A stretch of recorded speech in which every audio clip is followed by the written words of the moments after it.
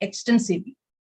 He is also part of Tamil Heritage Trust Chennai and several regional heritage groups of Tamil Nadu.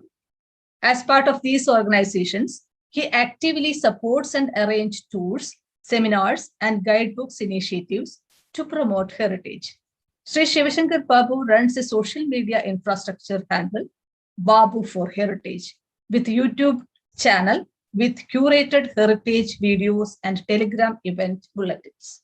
Now over to you, Sri Sivasankar Babu, for your presentation.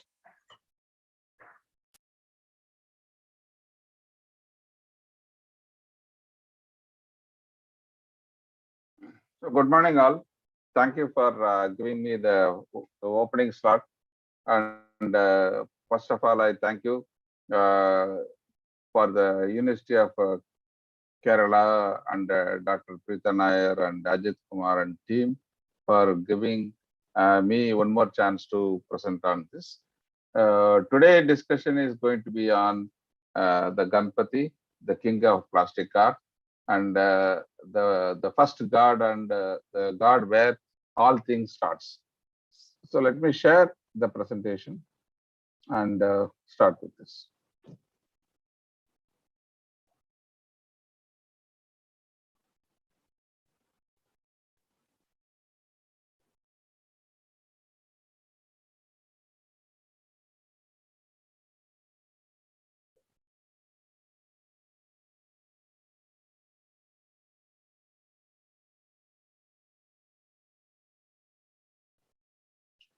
It is taking a little time, give me a minute.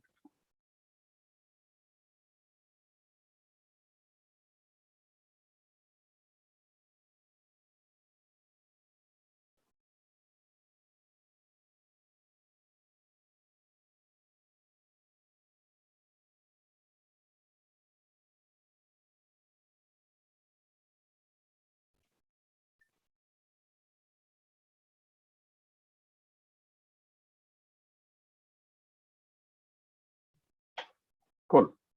Are you able to see the presentation now? Yes, yes. Okay, thank you. So after an excellent session by Nandika Krishnan Madam, I'm starting on the first presentation, one of the 26 great ones to be done. And I am really blessed to do the opening in this, primarily because, not because of me, probably because of the subject chosen, Ganapati. So Ganapati, the title I have taken is the king of plastic sculptures. So when you say plastic, you don't mean plastic as the plastic what we knew now. This is a different kind of plastic in terms of technical. We will come to it a little later. So I'll try to make it brief. It is a very, very challenging subject. Ganapati, everybody knows all the details. Still, it is a challenge. I'm trying to put some different or varied aspects of Ganapati.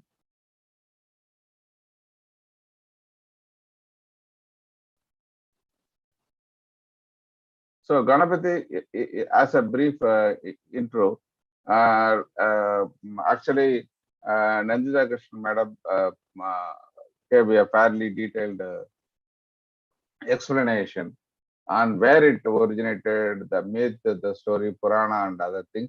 So I'm not going to go repeat into this and go more visual in terms of the pictures and let the pictures talk for it. Started very one of the oldest known iconography and where we see the anthropomorphic elephant image from BC itself, from Iran. And then it is the principal deity of almost all trader community in Southeast India. And this is one of the very key reasons that he is the god of Asia, wherever, which religion you go, wherever you visit, the traders took the Ganapati and the concept, and then it took so many polymorphic forms, not only in Southeast Asia, even in the Western Asia and other areas also. Again, primarily due to the influence of traders. If you know the history, some brief points instead of going into the scholarly details of this one. My talk is predominantly focused on disseminating the knowledge and create excitement about this god with the younger generation and the next generation. So I'm keeping it a little light in terms of technical details. So from Rigveda times, it mentions Ganapati, and slowly the whatever mentions or definitions that are there in multiple Vedas and rituals. So slowly it got stabilized, and by generation, fifth CE, a classical form of Ganapati starts appearing. Yeah, a simple form with the two hands and other things, and slowly it gets more and more hands, and then it becomes like this: more hands, more heads, and then more headgear, and finally it stands like a most complex kind of Ganapati here. In terms of literature, even a 3rd century BC, Sangam poets mentioned Ganesha. Again, in the middle 5th, 6th centuries, Ganapatiyam as a separate sect was in full flow with its own rituals, processes, idol, and other things. And when Panchayatana was there, when we had 5 group of gods, this was one of the god which was accepted and in Panchayatana concept, and with Ganapati in the center, and then Shiva, Parvati, and Indra and others on the peripheral thing. So from this, it has expanded and then spread and then gets settled in all over Asia. And if you look at the modern times, the revolution happened in around the 19th century, where due to independence struggle, that traditionally a simple Ganapati Puja got into a very national celebration, and the Ganesh Utsav was meant and then pushed in as a means of gathering people during the time, and it has taken now gigantic proportions, and it has become a big corporate business. If you see this, Ganesha is an adaptation. So many regional variations, so many looks, so many styles, and nobody can any polymorphic or any of this mythical thing can't match the variety Ganesha is giving and in terms of worship and other things. So it is prevalent across all regions. This is not interesting, not limited to one religion, multiple religions, like Dr. Andhya Krishnan explained. From the Western Iran itself, the story starts. The latest, last one is very old from Iran, and then we find in Afghanistan in 4th century, and God is Afghanistan in around 5th century CE. And interestingly, in Mexico, Ganesha Campeche in Mexico, even in Aztec, we find Ganesha like figure. So this has been an international god, international form, where it is covered almost in all over the major countries, and it has got pan-religious presence, where when we talk about Tibetan Buddhism, Ganapati is represented as Maharakta, a tantric form, and the Avalokiteshvara is an this is termed as an tantric form and incarnation of Avalokiteshvara in the Tibetan Buddhism. When it goes to Japanese Buddhism, this is worshipped as a two concept, as Shoten as a single male concept, and also as a dual concept with the female. And this is, and earlier, interestingly, the Japanese story starts with the Ganapati as a negative figure. This is a villain turned hero kind of a story where he does all the mischief and he does all the impediments and other things with this band of Ganas. Slowly, as it grow, the band of Ganas was disbanded and other things. He become a good doer and a very very beneficial god. And then later on, it has shifted into a cult status. Similarly, in Java also, it is worshipped across the religions in different forms and different situations. Cambodia. Cambodia also see this very, very simple form. If you see the earlier forms, it has got only two hands and no crown and I think very simple, bland, very, very, very casual, like how you have it at home, very relaxed pose, and having a muli on the hand. This is Cambodia. And slowly, if you go to Vietnam, my son, if I, it is in the museum, slowly it is now getting four hands and in a later period, and then beautiful ornamental dress, one of the rare standing Ganapatis. And same my son, sitting Ganapati, see the structure and the construction of the tusk. It is not bent, it is a straight curve, and the ornamental details are slightly different. So if you see this, variations galore, the same thing is in the background, variations galore. And this is in Khmer, Ganesha Bapuan period. This dynasty was in 10th century. And see this again, a simple two-headed Ganapati with a radish and with a very, very, very simple area. So spread across religions, spread across nations, wherever the traders go, the Ganapati also goes and then expands and then attains regional dress, regional definitions. This is Ganapati in Central Java. Now, four hands, more refinements, more ornamentation. This is around 10th century. Then expands in this is in Paramban, Java, in Indonesia. See that this is a totally different pose. This is one of the unique poses of Ganapati where he joins two legs and puts in a straight different asanas. Even though there is a special asana for Ganapati, he puts a lot of asanas, and we can say he can also be the king of asanas. Any pose now, in particular, if you see the Bombay Ganapati is in the paper mash, ultimate collection. So this is the again the Ganesha, and finally it got settled slowly into the Indian form where the traditional Ganapati with the four hands to six hands, and then with a lot of attendants and Siddhi Buddhi.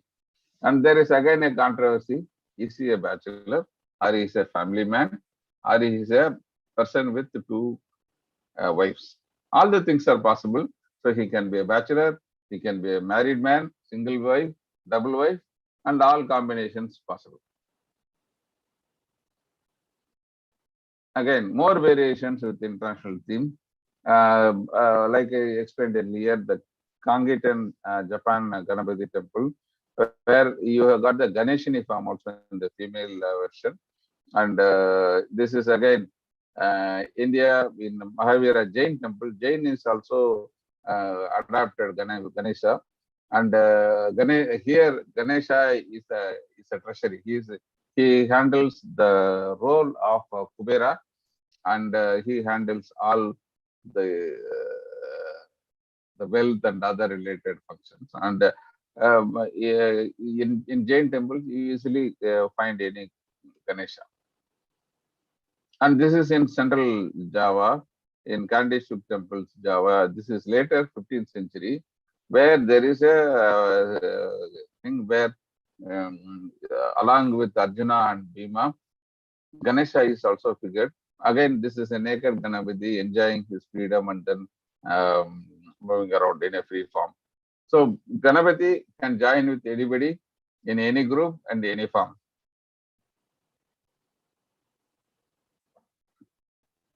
Now, having seen the various scenarios and various Ganapatis in multiple forms, what is the proper form of Ganapati?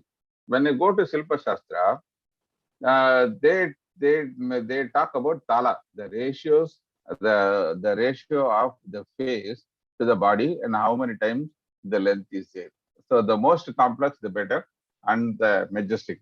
So when you look at very grand royal things where the hand stretches up to the knee, this is the Dasatala, normally for Shiva, Vishnu and others. Okay. For the Devis, it is 9 tala. There is 9 times the ratio with more detail. And kings 8, and then human 7, and Shatala for Vamanas. So when it comes to Ganapati, Ganapati is at a Panchatala. So one part top, normally one part head face, and then another part for chest, another part, one full part for stomach, and then only probably one part for or 1.5 part for your legs. So when you look at the structures of a later period Ganapatis, they look exactly the same in look and feel. Why? Because of this Tala definitions and ratios defined for Ganapati. So this is the thing. So you can always see the difference between Shiva, Parvati, and Ganesha and the stages, primarily because of the size and the ratio proportions which have been given by Stapatis and Agamas. Similarly, so Ganesha is the king of Ganas. The Ganas and other things is done at Chaturtala with the 4 proportions. So it is smaller. When you look at the later version, once it's developed around the 10th, 12th or 14th century, Sri Tattvanidhi defines Ganapati's 32 forms. So this goes into a fairly complex definition. So I have made it simple, where I analyzed things with the concept around eight forms are there, and then with the multiple heads around 4 forms, playful nature dancing around 4 forms, doing dance, yoga, srishti, tundi, activity 4 forms, and things what we pray for victory, Veera, Siddhi, Vijaya, Durga, all 4 forms. And then Ganapati giving benefits and alms, Vigna Vinayaga, Shirapa Prasada, Rinamochana, and Haridra. All these are benefactive forms. And then the other forms, Simha, Ekatanta, Tarakshara, and Ekashara, like that. So all these forms has got a detailed description of what is the character, and then what color it is, how many heads are there, and then how many hands are there. And you can see the number of heads getting 1, 3, 5, like that. There are various 4 plus 4. All combinations are possible, 1 plus 12. All things possible, and possibly the Vahana or the asana where it is coming is also different. You can see Lalitasana, Sukhasana, Padmasana, you can see Leelasana, Simha, all these things are there. So again, even by Agamas, it is plastic. It has got the maximum variety, except for Shiva, which has got a different 64 forms. This is one of the varied versions of God. Now, having seen a typical business like or a classic definition, this is how it looks in various forms: Bala Ganapati, Tarana Ganapati, Bhakti Ganapati. This is the Heraba Ganapati with the 5 heads, and then Vijay Ganapati, and then Maha Ganapati, and then something with consort, something without consort, Uchista Ganapati. Like that, 32 forms. This I have given it as 16 and 16. Another interesting form is Lakshmi Ganapati, where it has got 2 consorts, and then here Uddana Ganapati, 1 consort, Nirtya Ganapati, dancing, and 4-headed Ganapatis, and Simha Ganapatis, like a lion-faced Ganapati. So even though the central theme is the lion, the elephant-headed thing, the amount of variation in form is vast. This is as per Agama, not our reason. So this is the rigid form of Ganapatis where Agama defines this. Okay. Now let us see how this agamic forms and other things have been seen in India. We saw the international Ganapati so far with the different forms, different countries, different attires and other things. Let us see how this is available, how we have found various styles of Ganapati in India. The first one is one of the oldest ones. Interestingly, is from Sri Lanka, from the the Kantaka Chaitya Stupa in Mythicala, in the one of the friezes, we see a Gana frieze. In that, in the center, we see the Ganapati. So even in probably around first century in Buddha Chaitya and other things, Ganapati have been a popular figure, and it is not the before post Christ kind of an figure. The current form of the standard Ganapati established somewhere around Gupta period, like 4th to 6th century. This is one of the simplest form of Ganesha taken from Gupta period. And another slowly variations comes. One of the variations during Badami Chalukyas in 8th century is the Bukavalu Badami Ganapati, where you see the sitting posture is totally different and extended stomach, and then very, very simplistic two-handed Ganapati. Taking into this, the next one is the series of time around the 3rd, 4th, 5th century. First one is the Ganesha Kumbha in Udayagiri, where the simplistic form of Jaina Ganapati is there in the Ganesha Kumbha in Udayagiri. And later on, if you come to Tamil Nadu, there is a lot of controversy about whether Ganapati existed in Tamil Nadu or it is an imported god, or whether it come from Vadabi or was it there earlier. Again, this is a scholarly dispute. There are some indications.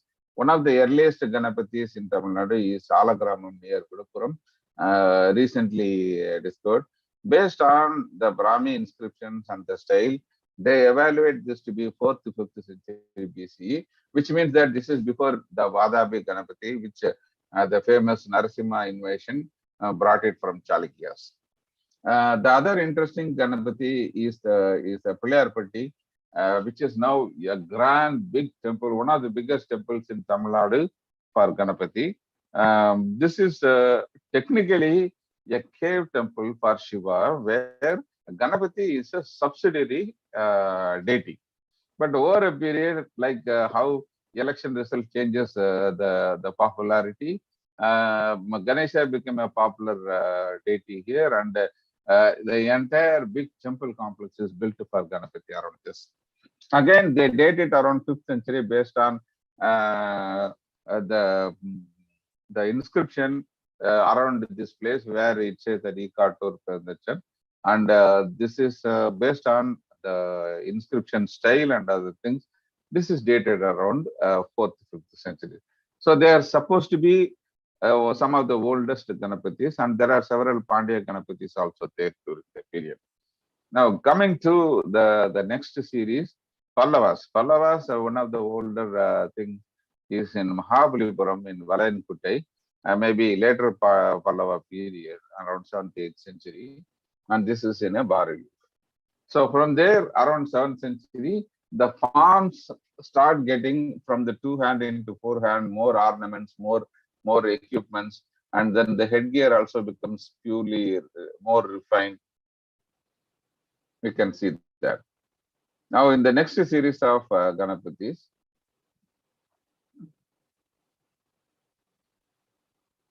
the Dodda Ganesha, which is in Bull Temple, people from Bangalore are familiar with this.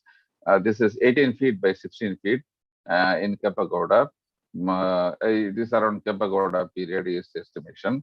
And this is one of the wide forms of Ganapati, and it is still one of the popular ones where the form slightly differs, but it is crude. In Tamil Nadu, in the famous Meenakshi temple in Madurai, there is a later period, Naka period, Mukkurini Vinayaga on the corridor, where it is huge, and the interesting thing is Mukkurini is 3 major measures of rice. So they prepare one big modagam or a cookie kind of a thing baked with kolukattai or something, modakam, that is called in Tamil. So this much big modakam will be presented to the god on the Ganesha Chaturthi day. So this is again 14th, 15th century evolved period.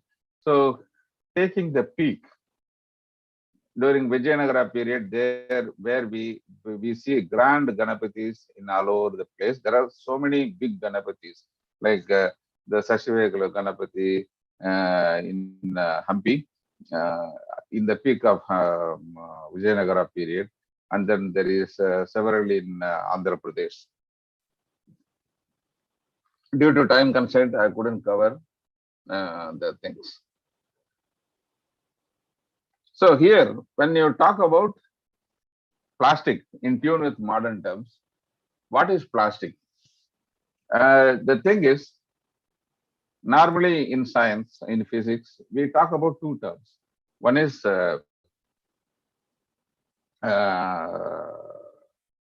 fixed or clay-like situation, and plastic. So this type of elastic things, what they do is when you stretch or when a change is applied, it accepts the change, and after some time it comes back to the new thing. Whereas when a thing is plastic, you apply a change, it retains a change and permanently changes into so many different forms very easily. So, for example, when you bend an iron bar, it twists, but the moment you use it goes back to the like a rubber band. But whereas when you put a clay kind of a thing or a stone, it changes shape, but it again comes back to the original thing with apply of pressure. When you go to plastic or this kind of a thing, you change the shape like glass. If you heat and form it, it retains the new shape and doesn't come back to the original shape. So Ganapati, in a way, has absorbed so many cultures, so many customs, so many attires, and then it has got so many variations. So it is not tied to one standard form of Ganapati, and it's a plastic form where it takes any other form you want, and then there he is. And then that form becomes a new standard, and this keeps on changing, and you're going to see some more variations on this. So in tune with the things, there are many forms of Ganapati. No other god form or the hybrid form has got this much of variation. This is one form, and Ganapati in armchair. If you talk about sculptures, maximum freedom for this one. So we used to call that like owner's pride and neighbor's envy. This is agamas, your sculpture's enjoyment, whereas the agama ritualistic thing, it's a major nightmare because we can't fit the latest Ganapati into any of these agamic forms. Free form. Ganapati playing cricket, where he is a batsman, he is a bowler, and this is the temple when it has started when we won World Cup 2011. So this temple is there in Coimbatore. Ganapati playing all the playing level. Ganapati, now it has got a laptop and he is attending conference calls, all these things. And Ganapati playing the ninja, Shivaji, and all the popular heroic roles. So Ganapati playing the Wild Western. And there was a 7 or 8 years ago, there was a movie about the hero becoming an common fly and then wreaking revenge on the villain. So that period, Ganapati Pandals, they had this Ganapati flying on a fly. So double fly. So you can call this as a Ganapati McFly. So Ganapati in the modern Pandal times or Ganapati Visarjan time, so much of creativity, so much of changes, which has absorbed the common men's culture. See, if you see this, many of the traditional, standard, and other mythical forms, They stay mythical, they stay in the temple, and then hardly people see it. But whereas Ganapati has come to the street, Ganapati has come to the home, Ganapati is there in the marketplace, and he is everywhere because of the adoption of changes and adoption of forms, and then people say that he is my God. So Ganapati, this is the latest Corona Ganapati. Ganapati with the thing checking Corona patients. So every year the fundal theme changes according to the current year activities and what they want support from the god. So this is what I call as plastic in tune with the modern terms. Ganapati also not only takes very small forms, and if you see the gigantic figures of gods or humans, or if you go to Southeast Asia, we get a lot of monsters and other things standing tall and very large thing. But ultimately, Ganapati takes the cake here also. The tallest standing Ganapati in the international park in Thailand, in this one. The largest seated Ganapati, again in Prangwat, Akat, in Thailand park, largest seated Ganapati, 62 feet wide. Largest reclining Ganapati also is there. The same area, we have 52 feet and 72 feet wide. So Ganapati can be big and can be very big, and it can be a building by itself.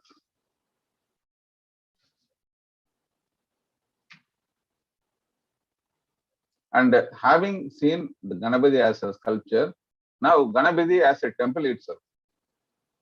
Yeah, small hillock and other things. The entire hillock has been converted into Ganapati form. And if you go inside, we have a beautiful temple. This is 120 feet by 80 feet and 17 feet. The Ganesha component is 56 feet. This is in Ahmedabad, Gujarat. So this has a modern Ganapati temple and other things inside. And similarly, we have Shiva and other things, but maximum occurrence, first is Ganapati, next is Shiva temples.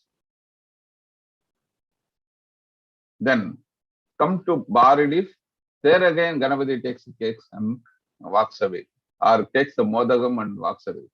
So the largest, the bas relief again is Ganapati, which is there in Unakoti, where we can see big bas reliefs.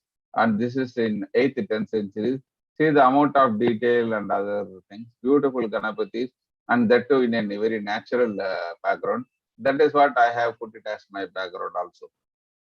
Now, if you look at the other aspect, the materialization of Ganapati, Ganapati can be a simple mound of turmeric, where whenever you get any puja, you mix some turmeric, put it into a mound. This becomes your Ganapati, symbolic representation. And from there, it takes complex forms. It is in wood, it is in bronze, it is in granite, and it is in complex composite form like Siddhivinayaka here. Now in modern terms, Ganapati in LED lighting, Ganapati in neon, and now it has become into three-dimensional Ganapati. So in the night or during daytime, switch on and the Ganapati comes before you and gives you darshan in all electronic form. And switch off, he goes back to his heavenly abode. So Ganapati is materialistic, he is adapt. No other god has done this kind of a transformation. People are comfortable with having this kind of a transformation. And again, one of the largest temples, Birla Ganapati temple in Talwade, Pune, huge complex where the statue is like, you can compare the size of the building and the other things, and you can imagine the height.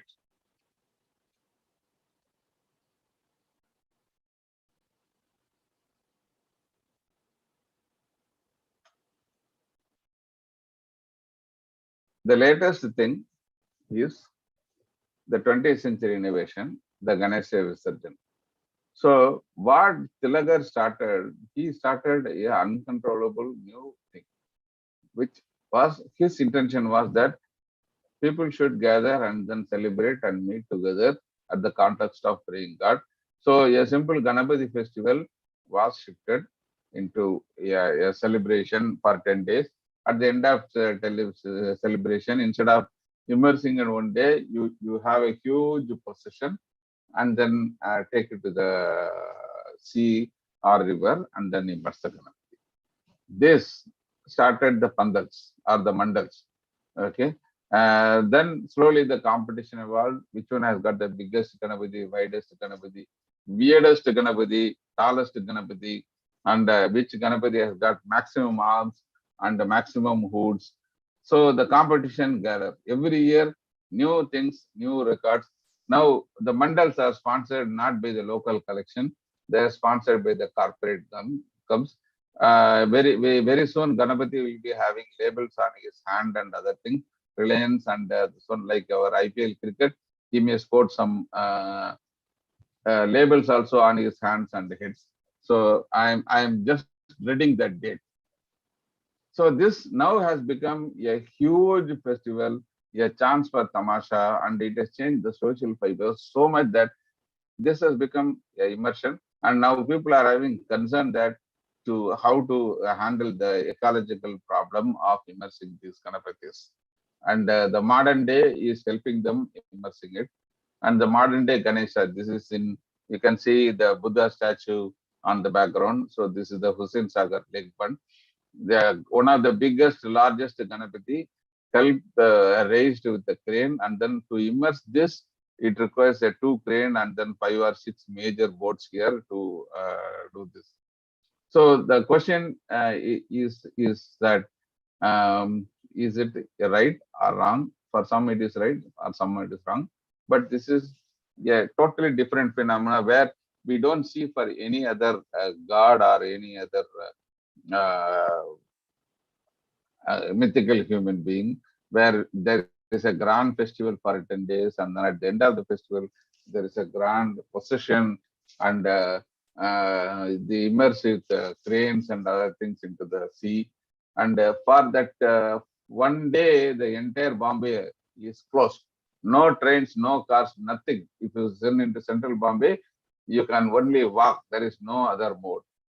So this is the kind of celebration and passion this has done. So to sum up, what started as a simple god and interpretation of this one, the Ganapati has absorbed so many cultures, so many structures, so many customs, and taken new forms still continues. And every year you will see new forms of Ganapatis coming up with all these new innovations. And definitely there is going to be some monetary Ganapati and a lot of other new forms coming up. So with this, I pray to Ganapati for an excellent next 4 days of completion of this one. So for any function, we always pray to Ganapati for a successful completion. With this, for this 4 days celebration and grand presentation, I pray to Ganapati for a very excellent 4 days.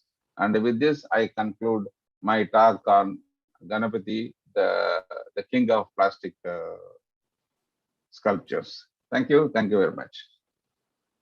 Thank you very much. So if you want to connect with me, you can connect with me in this contact details, mobile number and email, or you can view some of my videos in my YouTube channel, Babu for Heritage. Thank you. Thank you, sir. Thank you for a very distinct kind of presentation. Now, this paper is open for discussion. We have got a few minutes. So if there are, I think in the chat box, there are some questions. Can you see it, Sri Sivasankar Babu? Then you can answer it. Yeah, I'm trying to see. Or shall I read it out? I'm able to see it now.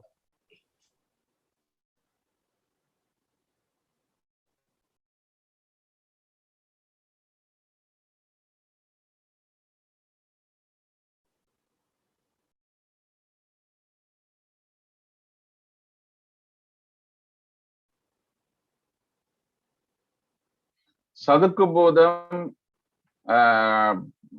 we don't know whether it is Ganesha by scholars.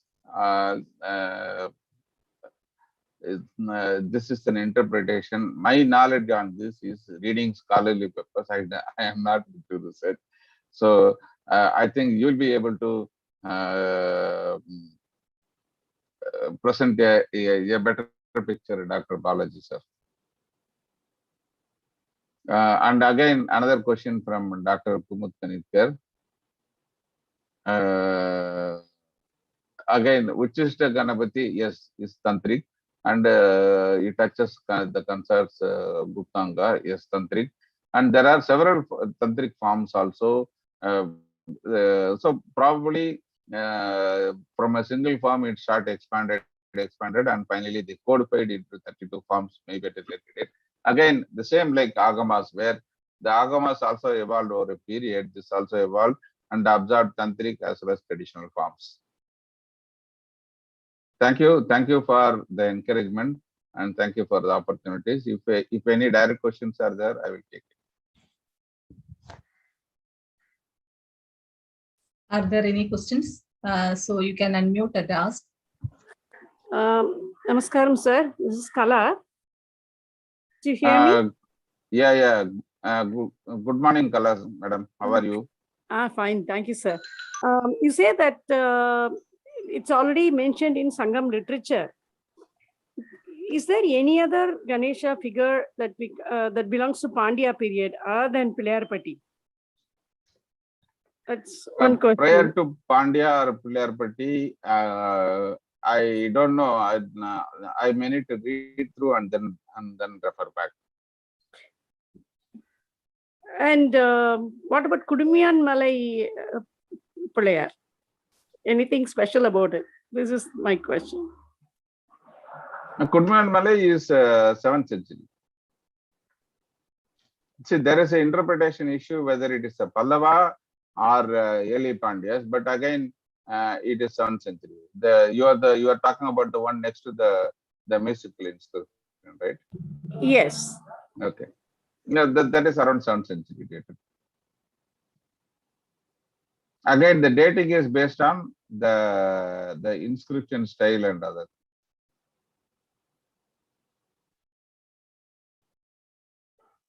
Hope that answered the question. Okay, sir. Thank you. Thank you. Thank you. Thanks to the active interactions also. And shall we move on to the next presentation? Sure. Thank you. Thank you for giving the opportunity, and it is always a joy to work with the University of Kerala and the team. Thank you. Thank you, sir. Now we will have the presentation of Dr. R.K.K. Rajarajan. His presentation will be on mixed mongrel metaphor with reference to the visual culture of Meenakshi Sundareshwara Temple, Madurai. Dr.